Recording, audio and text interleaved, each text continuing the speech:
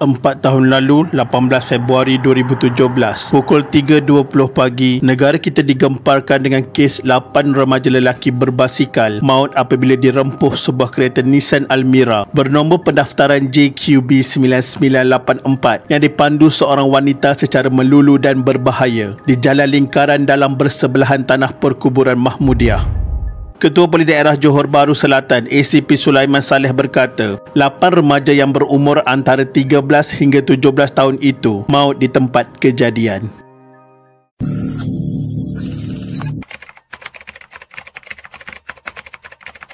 Ketika kejadian, kereta yang dipandu oleh seorang wanita berumur 22 tahun tidak sempat untuk mengelak lebih 20 hingga 30 kumpulan remaja berbasikal yang dipercayai memenuhi jalan dan pemandu tidak sempat mengawal kenderaan. Jalan tersebut berbukit, 8 orang remaja terbunuh di tempat kejadian dan 2 kritikal di zon merah dan 6 lagi cedera. Ketika kejadian ini berlaku, dipercayai kenderaan itu dalam perjalanan dari Pelangi ke Skudai. Pihak polis juga mendapati basikal yang digunakan oleh kesemua mangsa telah diubah suai dan tidak mengikut spesifikasi yang dibenarkan. Remaja yang maut adalah Muhammad Azri Danish Zulkifli 14 tahun, Muhammad Syahrul Izwan Azuraimi 14 tahun, Muhammad Firdaus Danish Muhammad Azhar 16 tahun, Fauzan Halmijan 13 tahun, Muhammad Azhar Amir 16 tahun, Muhammad Haris Iskandar Abdullah 14 tahun, Muhammad Syahrul Nizam Marudin 14 tahun dan Haizat Kasrin 16 tahun. Mayat 8 remaja ini dibawa keluar dari rumah mayat Hospital Sultanah Aminah HSA. Proses mengenal pasti identiti dan bedah siasat semua mangsa selesai tengah hari yang sama sebelum urusan mandi jenazah dan kafan dijalankan untuk proses pengebumian. Jenazah Muhammad Azhar Amir 16 tahun yang pertama dibawa keluar pada jam 1.27 tengah hari untuk dikebumikan di tanah perkuburan Islam Sungai Tengkorak dekat Permas Jaya. Jenazah Muhammad Azri Danish Zulkifli 14 tahun yang dibawa ke tanah perkuburan Bukit Alif dibawa keluar kira-kira 10 minit kemudian, manakala jenazah Muhammad Syahrul Izan Azuraimi 14 tahun dibawa keluar jam 2 petang untuk dikebumikan di tanah perkuburan sama. Jenazah Muhammad Haris Iskandar Abdullah 14 tahun dibawa keluar HSA jam 2.15 petang untuk dikebumikan di tanah perkuburan Islam Kebun Teh. Manakala jenazah Muhammad Firdaus Danish Azhar 16 tahun dibawa keluar kira-kira 15 minit kemudian untuk dikebumikan di tanah perkuburan yang sama. Jenazah Fauzan Halmijan 13 tahun dibawa ke perkuburan Islam Felda Ulu Tebrau, Ulu Tiram kira-kira jam 3.50 petang. Manakala jenazah Haizat Kasrin 16 tahun dibawa keluar pada jam 4.23 petang untuk dikebumikan di tanah perkuburan Islam Sungai Tengkorak Permas Jaya. Jenazah Muhammad Syahrul Nizam Marudin 14 tahun adalah yang terakhir dibawa keluar dari rumah mayat HSA untuk dikebumikan di tanah perkuburan Islam Mukim Tebrau Taman Istimewa kira-kira jam 4.50 petang. Pemandu perempuan mengaku tidak bersalah atas pertuduhan memandu hingga mengakibatkan kematian 8 remaja berbasikal di Mahkamah Magistrate.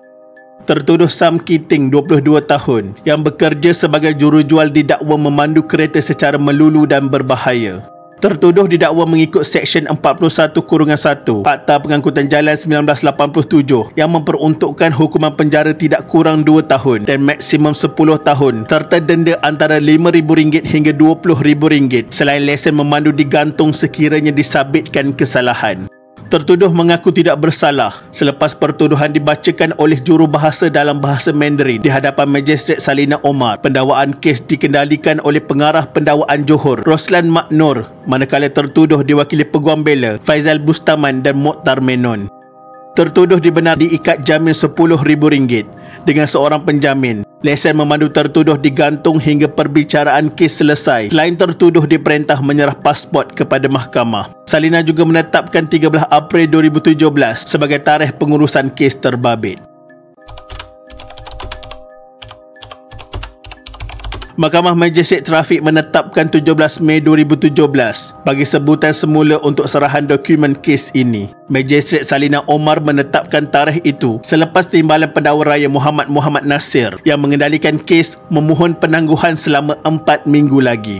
Menurut Muhammad, ia berikutan beberapa dokumen belum diperoleh pihak pendakwaan, termasuk laporan bedah siasat dan laporan forensik. Laporan bedah siasat belum siap sepenuhnya kerana ia membabitkan 8 orang mangsa, malah laporan forensik juga masih belum diperoleh.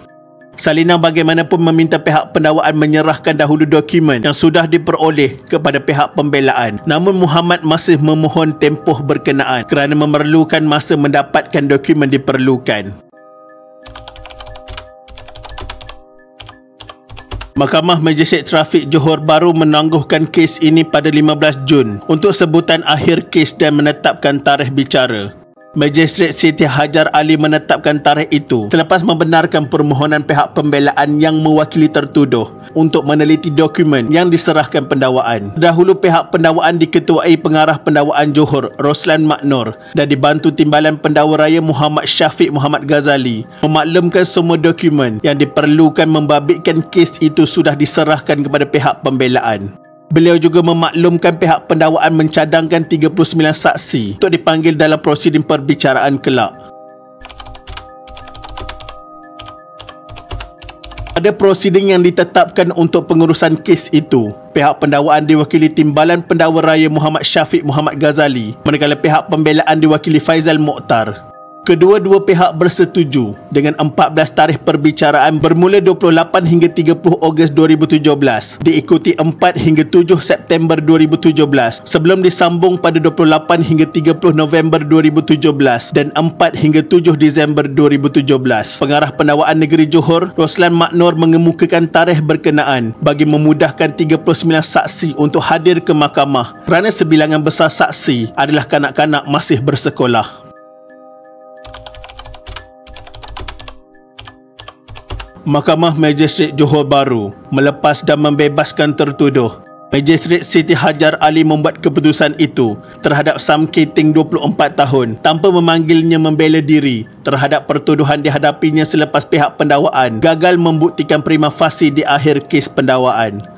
Sepanjang perbicaraan bermula Ogos 2017, 46 saksi pendakwaan dikemukakan di mahkamah. Siti Hajar pada penghakimannya berkata, mahkamah mengambil kira pemandu yang menggunakan jalan serta situasi jalan yang berselekoh dan malam tidak boleh menjangkakan kewujudan basikal lajak.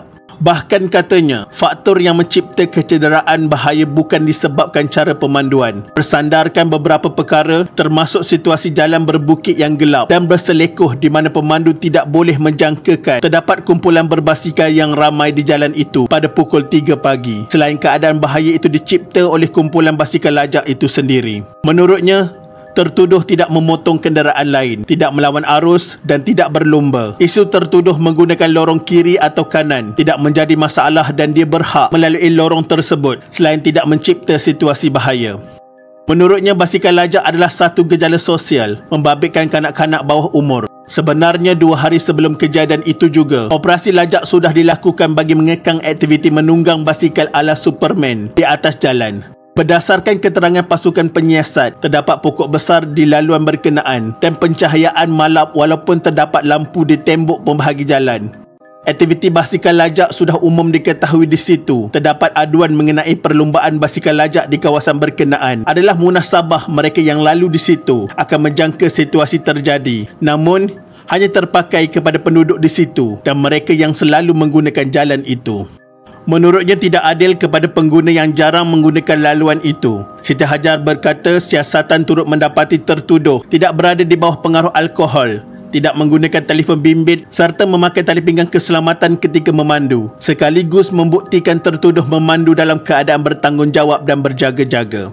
Beliau kemudian memerintahkan lesen memandu tertuduh dikembalikan kepada tertuduh serta-merta. Wang jaminan RM10,000 dikembalikan kepada penjamin. Pada masa yang sama, beliau mengingatkan ibu bapa supaya menjaga anak-anak bagi mengelak kejadian itu berulang. Bahkan pihak polis diminta bertindak tegas.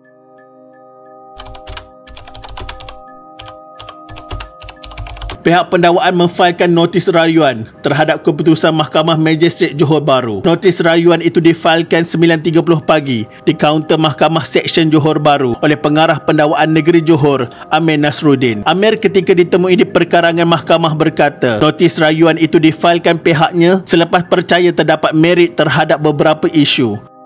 Pertama, Antaranya adalah soal identiti tertuduh, lokasi kejadian yang gelap dan tertuduh orang yang tidak biasa dengan laluan di lokasi terbabit.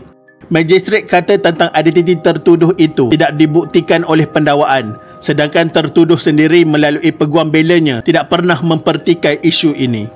Kedua, tentang dapatan menyatakan lokasi kejadian itu gelap, sedangkan peguam sudah kemukakan bukti bahawa tempat itu pencahayaannya adalah cukup. Yang ketiga, isu lain tentang dapatan bahawa mana-mana orang yang tidak biasa dengan laluan dilaluinya dianggap tidak bersalah. Ini bukan satu benda yang tepat.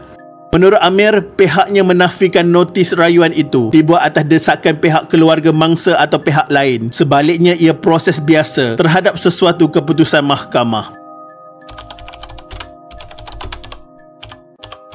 Mahkamah Tinggi memerintahkan tertuduh membela diri atas tuduhan berkenaan. Pesuruhjaya Kehakiman Dr. Shahnaz Sulaiman membuat keputusan itu selepas mendapati pihak pendakwaan berjaya membuktikan kes prima facie terhadap Sam Keating 26 tahun. Tertuduh Sam Keating diarah untuk membela diri di bawah Seksyen 41 Akta Pengangkutan Jalan APJ 1987.